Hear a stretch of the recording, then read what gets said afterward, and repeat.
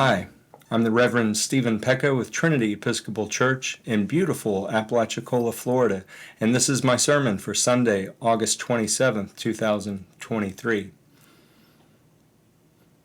One of my favorite memes on the internet is a scene of Jesus sitting with some theologians. He's reclined a little, relaxing, and he asks them, "Who do you say that I am?"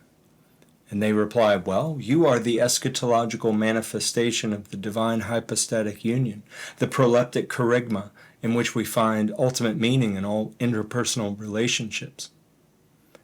And Jesus looks at them and says, "What?" Describing what others think can be a lot easier sometimes than plumbing our own thoughts to provide an opinion. With the former, there's a plausible emotional distance. We're buffered. We say, "Hey, I'm just the messenger. I'm just telling you what people think." But not so when we're directly asked what we think. And it's not so easy to speak or write simply, just to say what we feel. And Jesus pulls in his disciples with this softball question that he directs to all of them. Who do people say the Son of Man is? Jesus wants to know what others are saying about him. And so the answer comes collectively. They say, "Well, you're John the Baptist." Some say you're Elijah. Some say you're one of the prophets. But put that in today's context. We have millions of churches and billions of Christians that are experiencing Jesus from a particular slant. Perspectives of living as a Lutheran, a Southern Baptist, a Pentecostal, Seventh-day Adventist, Roman Catholic. The list goes on and on. You can read about how to be a Methodist in Minnesota or a Mary in a Martha world. All of them, including the ones that are centered on our own Episcopal Church, really are circling around the central question: who is Jesus to us? Now, in this case, Jesus doesn't let the disciples off the hook once they give him the lay of the land. He presses that issue by saying, "But who do you say that I am?" Now we're getting somewhere. Now we get to the crux of it. Jesus is saying, I know people are talking about me behind my back. Some of it's true, some of it's false. But I want to know if you're starting to get the ministry and what you say matters to me. So never mind the crowds, the social media, the talking heads and the pundits. Never mind the commentaries, the prayer books, all the devotionals. I want to know, who am I to you? Now imagine God looking right at you and asking you that very question. Well, Simon Peter pipes up with the collective answer, "You are the Messiah, the Son of the living God." Good answer.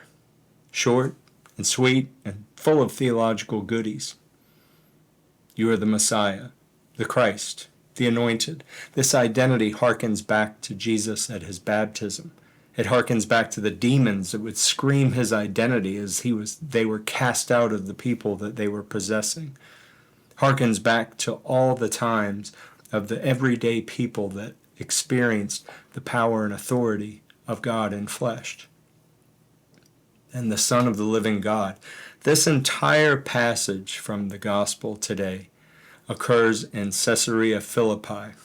Now, this is a region that was full of worshipers of other gods, gods like Baal, the Greek god Pan, even Caesar Augustus. And Peter's line of the living God, the use of that word living is significant here because it draws a line in the sand between God, big G, and all the other gods, small g, that people were worshiping. And we don't know if every disciple would have answered in exactly the same way as Peter did. Jesus didn't say, "Oh, okay, Peter, gotcha. Now, Philip, your turn, and Thomas, you're up next." Nor do I think they all got in a huddle and crafted some committee response. Okay, you're the Son of the living God, right? What we have in the gospel today is a testimony of the heart, plain and simple. And it's not something that can or should be crafted or generated by a committee.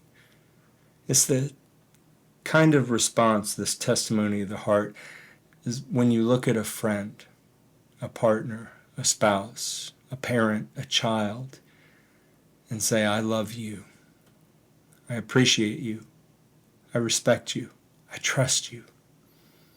A testimony of the heart isn't about William Faulkner tipping his hat to your linguistic prowess. It's about expressing your truth, even if it ain't perfect grammar. And when it's true, that other person feels the power and the weight behind those words that you say. And Peter's answer reveals a mind that has been already plumbed for that testimony, that deeper witness. Behind his words are all the days spent walking with Jesus. And we don't usually think about all that in-between downtime, but our lives are experienced in this way too, right? Between the already and the not yet. And I think, what did they discuss on those dusty country roads between the Sea of Galilee and Tyre and Sidon? What did they say? Boy, Nathaniel, that sure was a crazy comeback that Canaanite woman said last week about the crumbs. Or, Thomas, you should have seen your face when Jesus came walking across the water. I've never seen you scream that loud. One has lots of time to process with what happened in the in-between times. And maybe Peter often walked behind everyone, shuffling, looking down, treasuring all that he had seen and pondering it in his heart. And that's what makes Peter's statement so powerful. It almost sounds like it's an afterthought. Like, duh, you're the Messiah. Everybody knows that. What we do as a church is partly based upon this testimony of Peter. Now, I'm not saying that Jesus granted Peter a higher authority just because he had the courage to speak up.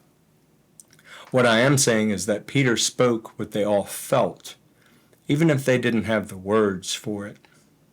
So when Jesus responds, you are Peter, and on this rock I will build my church, and the gates of Hades will not prevail against it. He is talking about the testimony, not the person. And the testimony, this witness, is what powers the church.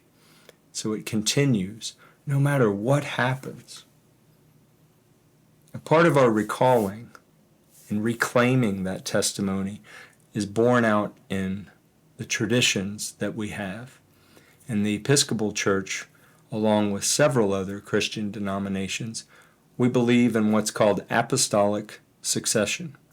This means that we can trace a line from the people who have served and overseen this church all the way back to this moment in Matthew's Gospel. Even our name, Episcopalians, comes from the Greek episkopos, which means overseer. This is why the bishop is so important in our church.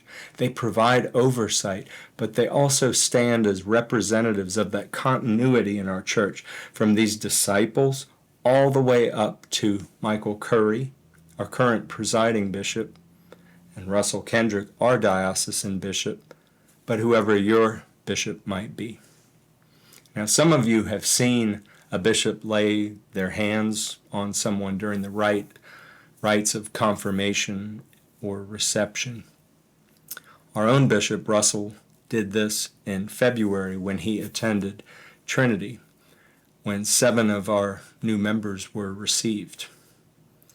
And in a little under 6 weeks, God willing and the people's consent, Russell will do the same. He will lay his hands on my head as I kneel before him, and other clergy, priests and deacons, gather around in a semicircle behind me and lay their hands on my back as I'm ordained a priest in Christ's one holy Catholic and Apostolic Church. So the next time you see a bishop do that action of laying their hands on someone's head, consider all the centuries of hands and heads in an unbroken line back to these 12 disciples huddled in a small corner of the world, being told by none other than Jesus that upon their testimony and witness, the church would go on.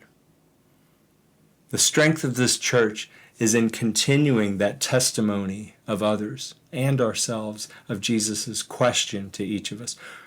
Who do you say that I am? The gospel goes on as we live our individual lives. The gospel goes on as we gather as a community for corporate worship. And the gospel goes on with the rites and the traditions that recall the power of these moments. These reciting of prayers and creeds, the kneeling, all the hand gestures, the bread and wine, but also how we spend time during the week, who we help, our struggle and sufferings, as well as our joys and jubilations. They all offer a chance to ponder and embody our answer to Jesus when he turns to us and asks, who do you say that I am?